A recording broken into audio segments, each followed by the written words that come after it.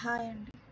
So, ఈరోజు sequel లో Windows function గురించి తెలుసుకుందాం. సో, ఆ విండోస్ ఫంక్షన్ ఏమేమైతే row number, rank, dense rank ఈ ఫంక్షన్స్ గురించి. మోస్ట్ ఆఫ్ ద ఇంటర్వ్యూ క్వశ్చన్స్‌లో అడుగుతారు.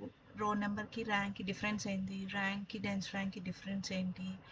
అండ్ సీక్వెన్షియల్‌గా మనము నెంబర్ జనరేట్ చేయాలి పర్టిక్యులర్ కాలమ్‌కి. అప్పుడు ఏం యూజ్ చేస్తారు?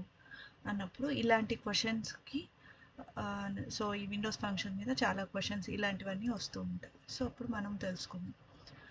సో ఒక పర్టిక్యులర్ కాలమ్కి సీక్వెన్షియల్గా ఇంటిజర్ నెంబర్ 1 by 1 యాడ్ అయ్యి ఇంటిజర్ నెంబర్ రావాలి అన్నప్పుడు రో నెంబర్ యూస్ చేయాలి.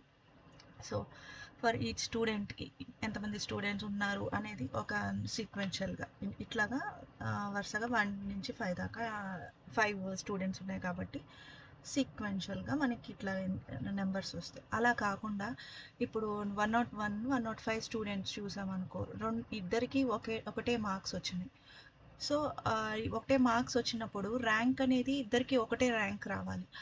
అలాంటి సినారియో వచ్చినప్పుడు మనం ర్యాంక్ యూస్ చేయాలి. ఈ పర్టికులర్ పొజిషన్ అంటే ఒక పార్టిషన్ చేసినాక మనం వాటికి ఒకే ర్యాంక్ రావాలి అన్నప్పుడు ర్యాంక్ అనే ఫంక్షన్ యూస్ చేయాలి. కానీ ర్యాంక్ అనే ఫంక్షన్లో డిసడ్వాంటేజ్ ఏంటంటే ఇక్కడ 3 అనేది స్కిప్ అయింది చూడండి. సో ర్యాంక్ స్కిప్ అవుతుంది. సో అలా స్కిప్ కాకుండా మనకి రావాలి అన్నప్పుడు డెన్స్ ర్యాంక్కి యూస్ చేస్తాం. సో మెయిన్ డిఫరెన్స్ ర్యాంక్కి డెన్స్ ర్యాంక్ ఏంటంటే ర్యాంక్ అనేది స్కిప్ కాదు డెన్స్ ర్యాంక్లో. సో సీక్వెన్షియల్ ఆర్డర్లో మనకి నెంబర్ జనరేట్ అవ్వాలన్నప్పుడు రో నెంబర్కి వెళ్తాం. సో అన్నిటికీ 3 విండోస్ ఫంక్షన్కి same syntax.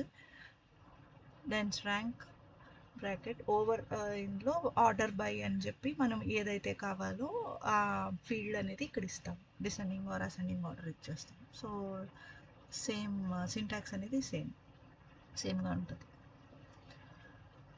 So that's it అండి. Thank you.